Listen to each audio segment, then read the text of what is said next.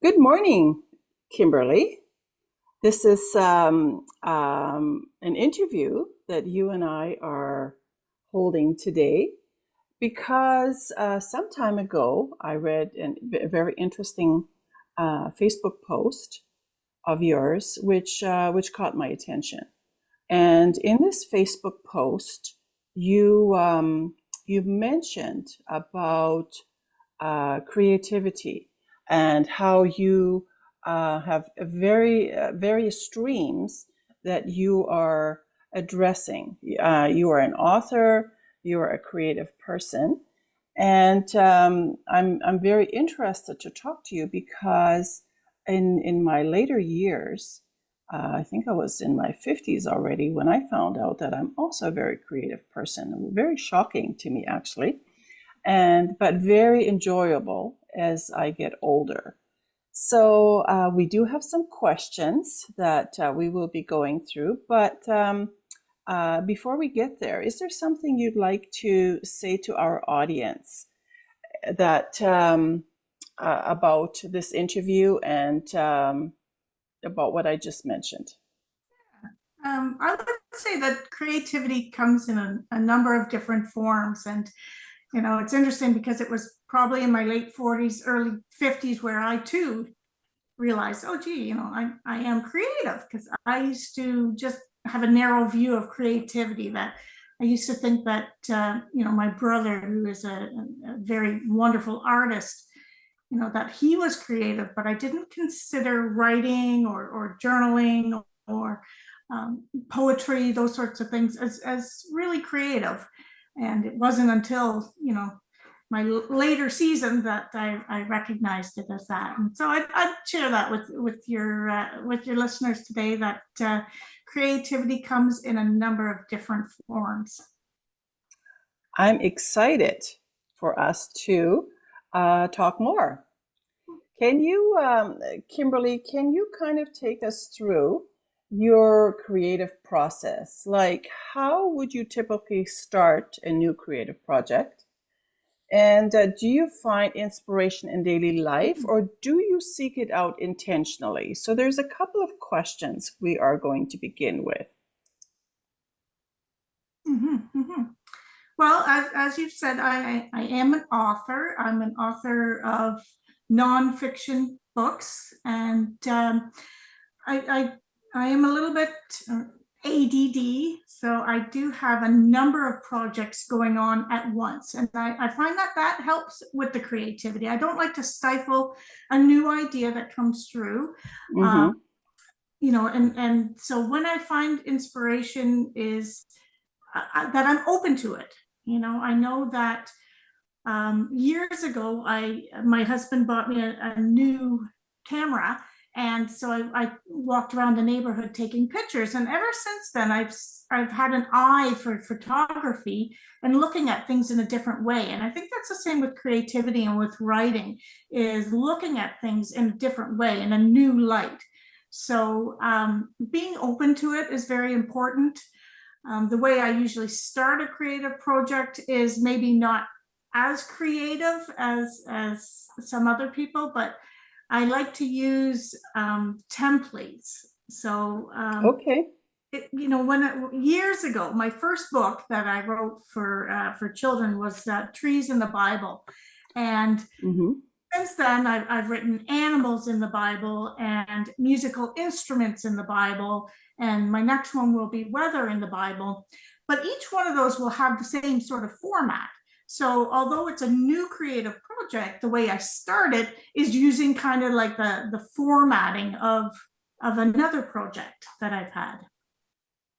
Okay, well, that sounds very interesting then. So, past experiences, when you've learned something and your past experience is to create a template, you continue using using those tools even with new projects, Yeah, you don't need to reinvent the wheel every single time. which sounds to me like it would reduce the stress level. Because when I'm thinking about it, my projects are all in a folder. Each has their own little folder. And when the idea comes to, oh, that project, maybe I'll be reading, in the Bible in the morning because I do my devotions in the morning. Maybe I'll get an idea and think, oh, that needs to go in that project. Then I find it and I type in my thoughts.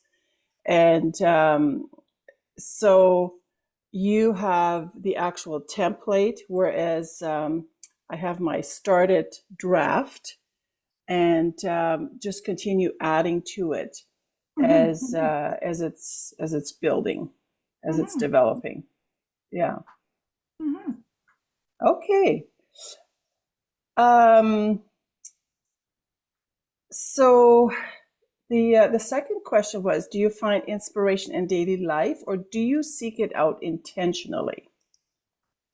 Yeah, I think we sort of addressed that I am open to it, and that's something that I, I pray about regularly, and God gives me those ideas, and I'm very open to seeking out new ideas and taking them when they come.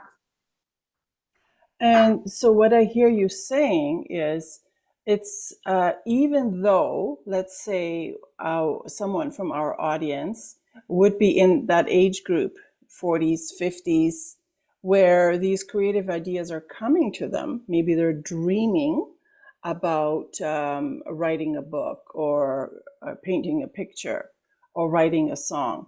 But because of the way they look at themselves as being non-creative, they may just kind of shove them aside and say, well, that's not me, I'm not a creative person. Whereas the idea keeps popping up that maybe something, well, for sure is something that our listener would need to pay attention to, because that really could be God saying, hey, I have something for you, I have a gift for you.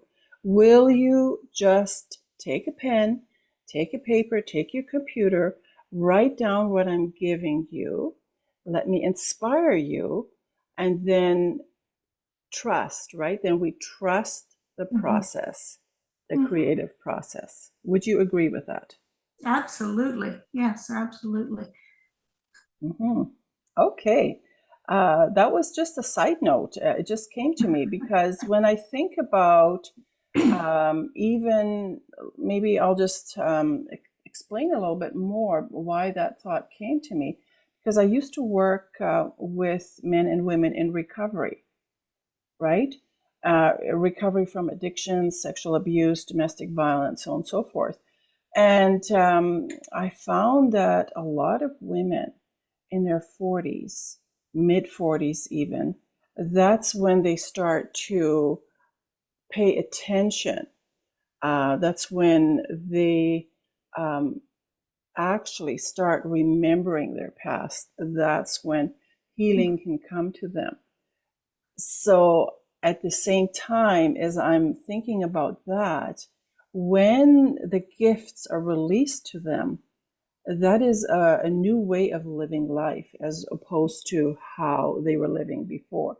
There's a great example I'm thinking of.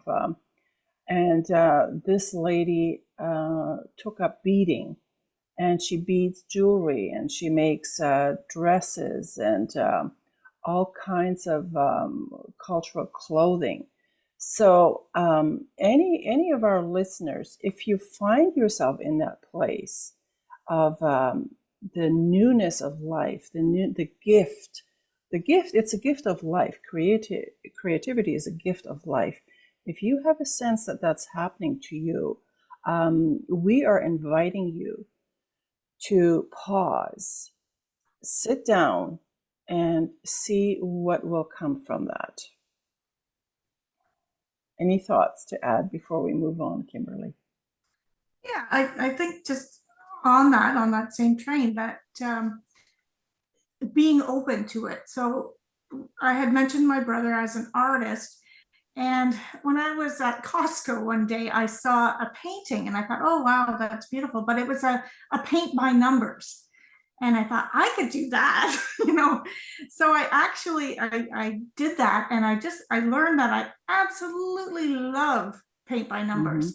And you can create some beautiful things with it. And I brought it to work, and I put it up in the work area there. And somebody said, "How come you haven't signed that?" And I thought, "Oh, what do you mean? Like I just painted it, paint by numbers Mm-hmm. sort of thing." And they said, "No, that's your artwork." So yeah, being open to different things and trying new stuff, it can be very surprising. Absolutely. Yes, absolutely. And that reminds me, I did see you post that beautiful picture.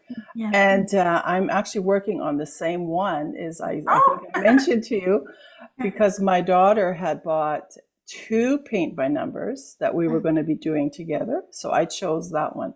Yeah. Someday when it's finished, I'll post it. It's one of those yeah, projects that when the flow comes, I work on it, and then it gets put away for a little while and then yeah, yeah, picked up yeah. again, and so on and so forth. So, but I'm sure we'll be talking more about that as we go on.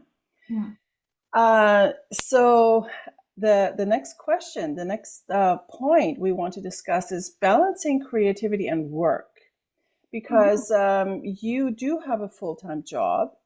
And how do you balance that with your creative pursuits? And are there any specific strategies you use to manage your time across the different modalities? well, I think you really you talked about picking it up when you can. So I think that that's how I work too. Like when I do the paint by numbers, it's usually at night, maybe after I do some exercising as a technique to relax, that sort of thing. Mm-hmm. But it's not every night. And same with writing. It is I take it in little pieces, little chunks. So in the summers, I do take my Mondays off. So I have an extended long weekend, and I dedicate my Mondays to my literal Mm-hmm. literary pursuits of writing, and so it's little pieces. And then throughout the day, when I'm at work, generally I don't have opportunity to pursue it, but after work, in the evenings, there are days when I feel creative, and I'll pursue it at Mm-hmm. that time. So I usually go with the flow a lot of the times, and Yes. recognize, it doesn't have to be a large chunk of time. Like it can be 20 minutes here and there, and to work on a project. Yes, I really agree with what you're saying. But because sometimes what we do is we make it very difficult, don't we? When Yeah. we say, "Oh, now I have to sit down. Now I have to open my computer. Now I have to start writing. I have to start thinking." No, we just open it. We just get going. We don't have to edit. Everything can be in our first draft. We just write Yes. down our thoughts in point form, and it does not have to be difficult. It's just a matter of unloading what's in our heart, what's in our mind, and we feel better, don't we, when we let Mm, it out? absolutely. Yeah. Yeah. Okay. Let's see. What do we have next here? So a daily routine. Do you have a daily routine? And I think you kind of answered that already, but is there something else you wanted to add? Yeah, no, I absolutely, like in the mornings, I always read my Bible. Mm-hmm. But again, I like doing things in small chunks. So I actually read the NIV, and then it's a study guide Bible. And so I just read one page. That's it. And that's something I can chew on for the rest of the day. Mm-hmm. Um, when I'm driving, I have a longer commute. It's usually around 35 to 45 minutes, and that's a good time to pray, and talk to God. And what I also do is I do bike and I do walk every day. So because I work full time, over my lunch hours is when I take my daily walk, and usually do a bike ride in the evenings. And those are times when, again, I'm open to inspiration, and things can come to me at those times. Yeah, I'm. Like we discussed that a little bit before we began recording this version of our interview. There's been a few already, but uh, exercise is really important, isn't it? To get the body going. Yes. Mhm, mhm, mhm. Yeah, I believe that exercise and healthy eating are to the body what prayer and Bible study are to the spirit. So I do believe in the whole person. Mm. And so looking at ourselves creatively, taking care of yourself in body and spirit, both ways. So taking care of yourself through healthy eating and Mhm. exercise, Bible study and prayer. That's a wonderful point right there. Very, very important. Something I'm working on, as I mentioned before. You kind of talked about faith and creativity already. What about overcoming challenges? What challenges do you face in juggling multiple creative projects? And how do you stay motivated when you hit a creative block? Well, that's where my ADD comes into place. Because I do like having multiple projects. And some of my projects, like I mentioned already, weather in the Bible, for example, I've been working on that for years now. And I just put little bits at a time. Every time something comes to mind, Mhm. I'll put little bits.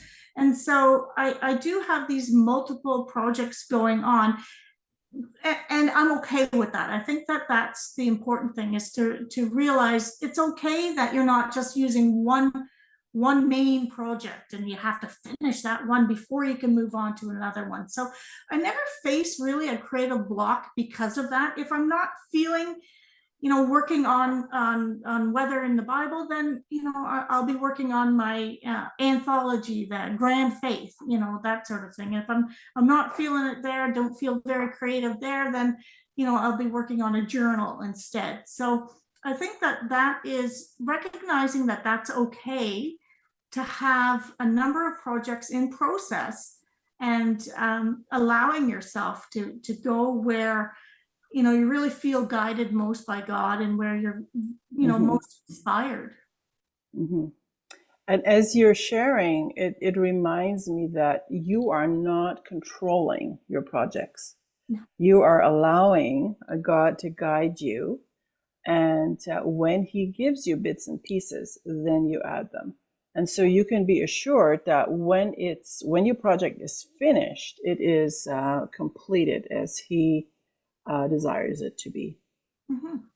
Yeah, I think of, in the Bible, a lot of times God gave messages to people, but it was years later before they were fulfilled.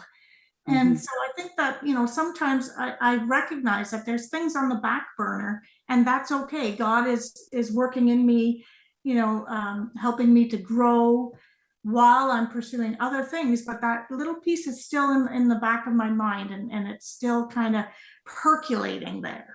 I love that. I love that visual. We'll need to maybe when we're done, each of us need to draw a painting of a percolator. You know. Okay, so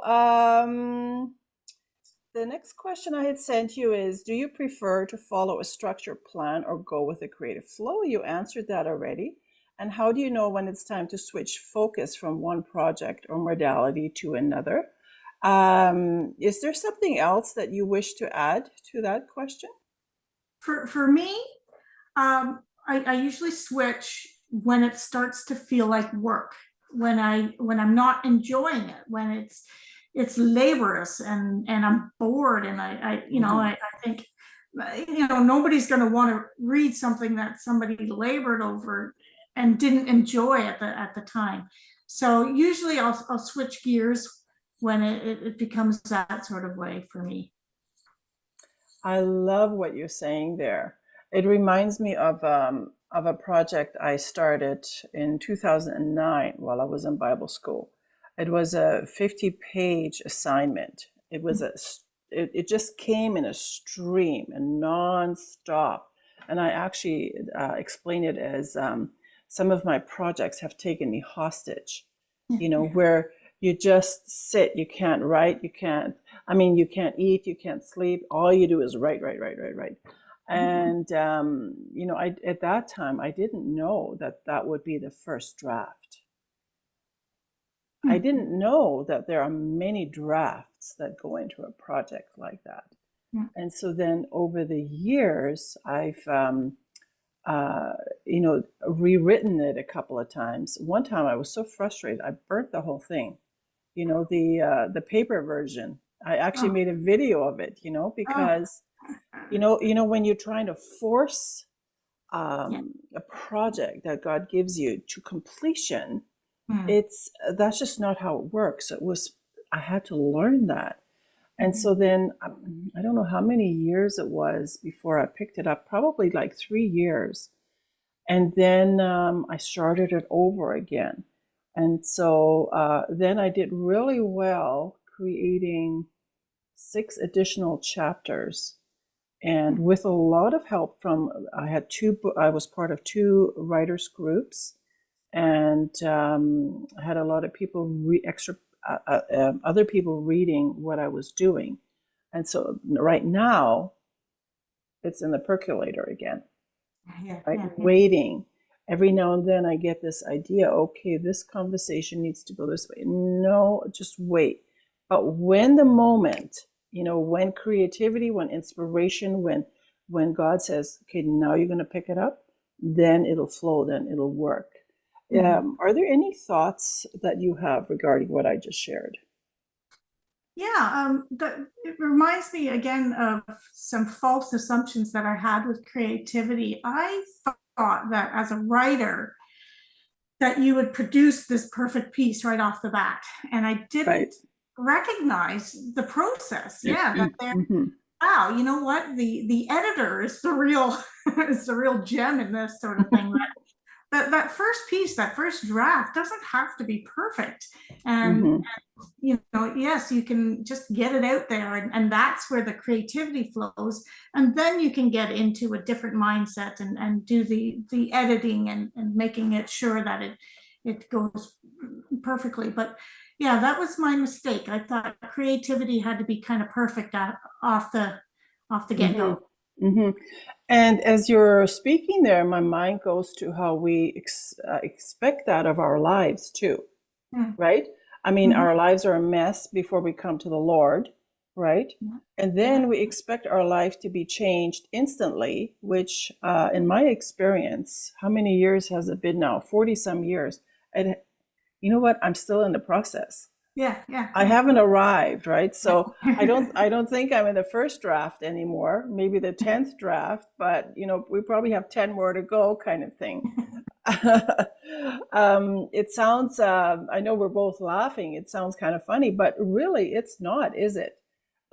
Getting from the first draft to the final draft is a long creative process. It is. Yeah, and maybe to look at it, in our lives too, from the point of salvation to the end when we graduate.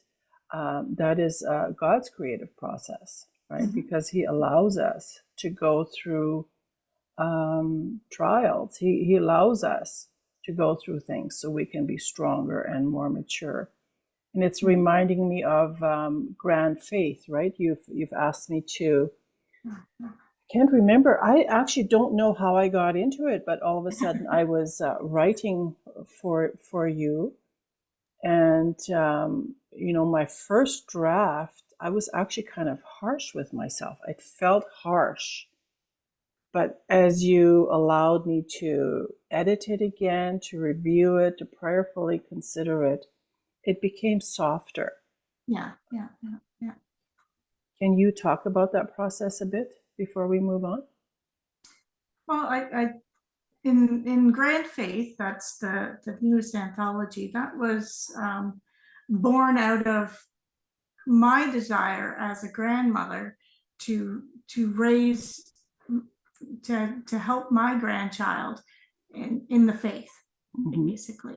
And like you said, it is a process. It's a learning process. So it's important to learn from other people who've been there, done that, and have some advice, to offer as well. So I think that it's a good analogy through, as a grandmother, basically learning how to raise children and then how to raise grandchildren in the faith, to the creative process as well. So it is a learning process Mm-hmm. continually and always, you know. Mm-hmm. Yeah. And if when we take that a step further, allowing others to view our projects, Yeah. right? Yes. To not keep them cocooned and hidden away and say, no, nobody can touch that because Mm-hmm. no, but to allow our projects to be visible to others, to be experienced by others and receive their feedback Yeah. is Yeah. very important. Mm-hmm. I remember clearly joining a book writers group, the Beaumont people, and Ed, our leader, the first day I was there, he says, if you can't take feedback, you're in the wrong place. Mm-hmm. Yeah. Yeah. You Yeah. know, and he warned me right away. And I'm telling you, I bawled my eyes out the first couple of times I got Yeah. feedback, and I thought I'm not going back there no more. Yeah, But you have to I check your ego at persist. the door. That is so right. Yeah, a very important. Um, what's the word I'm thinking of? That's very important to do, to not be egotistical about our creativity. Yeah, yeah. Okay, and that's actually we did I did ask you about that collaborative work. We touched on that a bit. Advice for others. So, do you have any advice for others? And do you have a point that you'd like to make on collaborative work? Yeah, yeah, for sure. Advice for that I would have would be to, use your time off, there's so many distractions in life, like Netflix and things like that. Mm-hmm. You do have to purposely, recognize, okay, this is time that I have, whether it's a chunk of a half an hour or what, Saturday mornings or evenings or whatever, Mm-hmm. and you do have to dedicate it and say, okay, this is my time where I'm gonna follow my creative interests. And I do find that having a prayer team is really important. Yes. As an author, I never thought of that. I thought, I'm on my own sort of thing, but I've reached out to people that I know, and I've asked them would they be interested in being part of a prayer team for my writing ministry, Mm-hmm. and I've been blessed to have. I've got about 6, I believe, people who pray for me regularly, and so every month I will send them, what the projects that I'm kind of currently working on, any praise reports that I have, and specific prayer requests that I have for those. So that I would recommend, getting together with at least maybe one other person and having them to pray for you in whatever creative endeavor you're looking to go into. Very, very important. Absolutely. What else was I just thinking here while you were speaking? Um, we have touched on inspiration and influence, right? What about your creative environment? What does your ideal creative workspace look like? And how important is your environment in fostering creativity? Yeah, I think it's very important. I need to be in an aesthetically pleasing area. So in my office here, I have a window Mm-hmm. right in front of me, that outlooks at beautiful nature outside. I have artwork and prints and pictures, family photos. So for me to be creative, I need to be in a space that looks nice. Yes. And I also need to be clutter free. I know that when I got my husband's desk, that kind of stresses me. He can work in clutter. I need to have my space clean, and that's the way that I work for sure. Mm-hmm. Okay. And long-term goals. What are your long-term creative goals, and how do you envision your creative journey evolving in the next 5 years? And I think that those questions would be interesting for our listeners because, again, we're talking potentially to people who are not yet open to themselves being creative. They're just beginning to understand that, oh my goodness, all these visions I have, these dreams I have, it's God speaking to me. He's wanting to draw these projects out of me. And it's going to help them to see that, you know what, when I start step by step by step, I will possibly get these projects done. But also beyond those projects, there may be future goals that they can envision. How would you speak to that? Well, years ago, I used Julia Cameron's book and started to write the 3 morning pages. Beautiful. Love it. I highly recommend that book. Yes. One, it was the catalyst that got me writing, basically. And at that time, what I received from the Lord was a message to write, to bring others closer to Him. So that's kind of my long-term goal, is to continue to write, to bring others closer to God. And what that looks like might be, very different. I wrote a fiction novel. I've written journals, educational resources for children, but all of them with the main goal of drawing others closer to Him. So I would say for others, it really depends where you are in your life. So, I'm in my 50s now, and I've got like over 30 books, but you can't expect to start there, right? Like I started Right. how many years ago now? Like 30 years ago, sort of thing. Mm-hmm. And have to recognize, A, you're not in competition with other people, and do never compare yourself to where they are. And B, you have to look at what season you are in life. So right now, my season is I'm a full-time employee.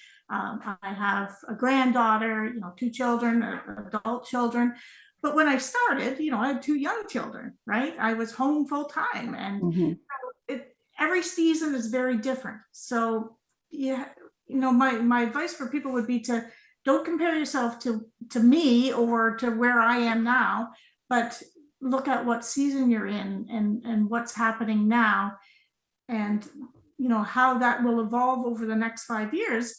Like right now, I'm writing books that I think that my granddaughter, that I would like her to use, that she Yes. would enjoy. Right, in Yeah. 5 years she'll be a teenager. So then I'm looking at, okay, Yeah. I change with the needs of my family, my friends, of myself. So looking at anyone who's looking at pursuing a creative endeavor, it really you have to consider your season.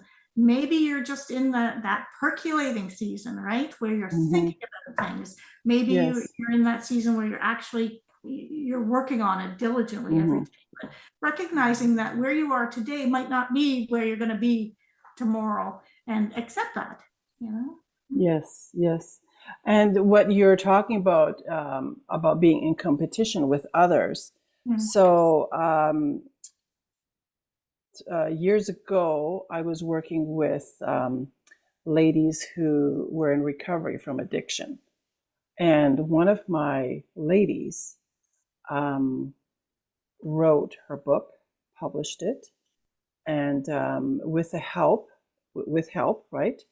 And she also was able to start a ministry to some third world country, where she would bless children with all.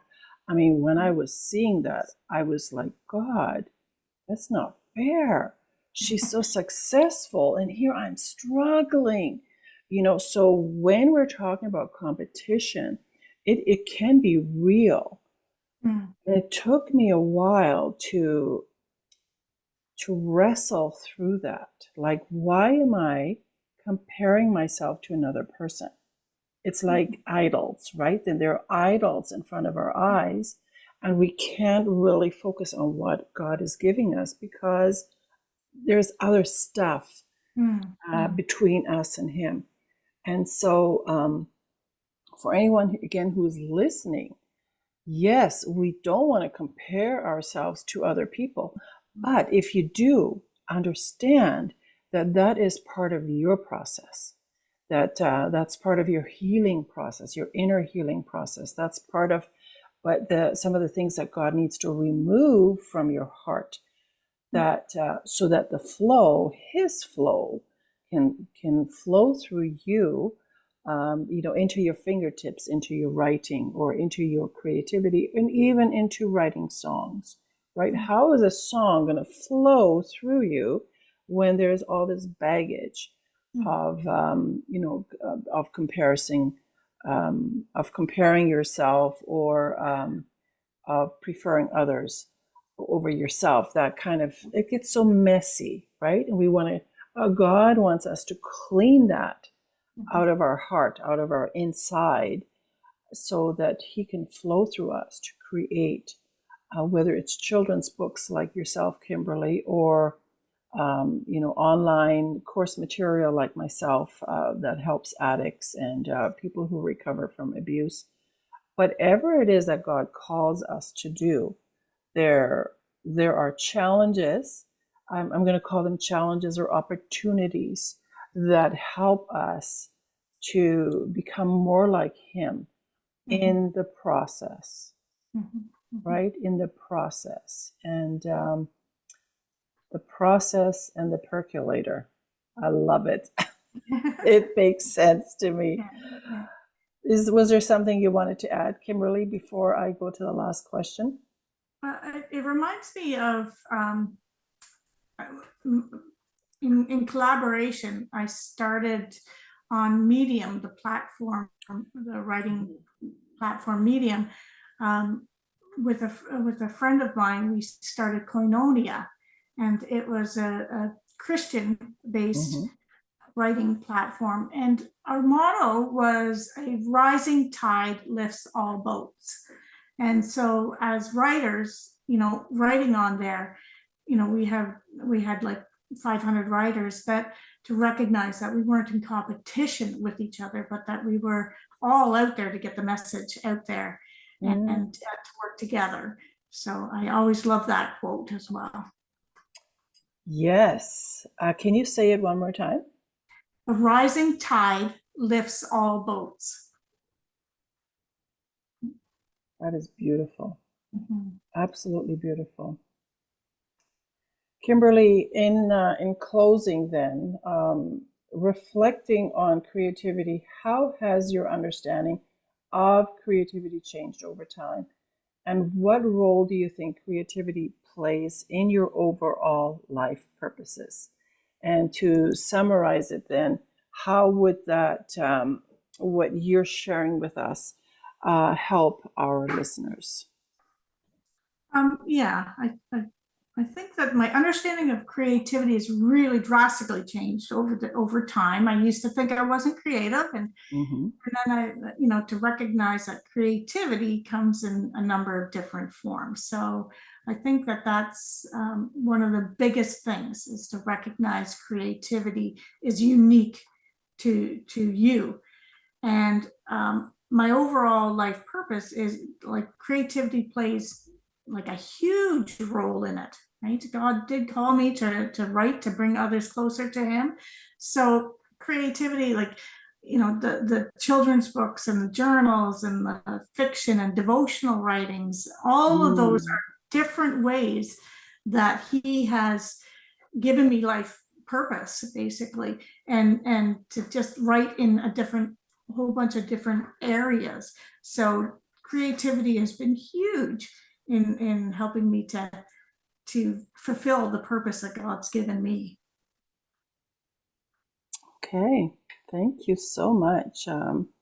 And as you're summarizing your experience there, I have this picture in mind of maybe one of our listeners who is so stuffed full of creativity. You know, the creativity is in you. God is asking you to surrender it, to surrender yourself to this process, because you have the word value, not just value, you have value to share with the world. You have God's love to share with the world. You have pictures, poetry. You have gifts to offer to the audience that God has for you. So I would like to encourage any of our listeners that if you are in the dream stage, which my Facebook page is from dream to first draft, right? If you are in the dream stage, if you see things, if you hear things, if you experience something going on inside you, pick up that pen, pick up the paper.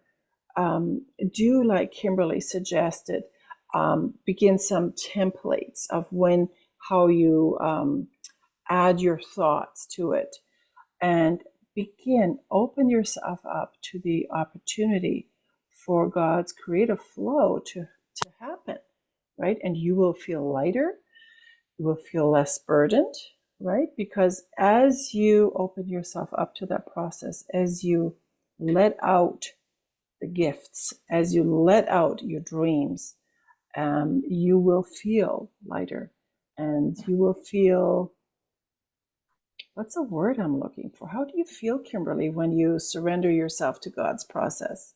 Oh, unburdened. Yes. It's easier. I almost feel like as I was sharing that, it was like, whoo, it's easier to breathe, right? Because God is relentless. When He knows what's good for us, and when He knows He has blessings for us that we're not comprehending, maybe we have very low self-esteem, or we don't believe we're loved or wanted, or all those kinds of hurts that we go through in our life. Maybe they are still at the top of what's coming through us. But open yourself up, surrender yourself to the process. If you're AA, do a step one. Admit that you're powerless over this heavy burden that's on you, this resistance to you wanting to to control the process. Let it go and see where God will take you. It's from dream to first draft. And then, as we discussed, the first draft is not the end. That's when we get together with collaborators. That's when we talk to people like Kimberley. And you have heard me speak to Ruth Snyder and Edward Yatzkoff and my friend Emily Popple, who has now passed away. But we have had conversations to encourage you to pick up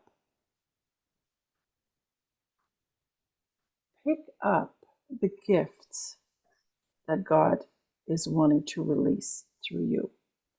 Kimberley, any more words?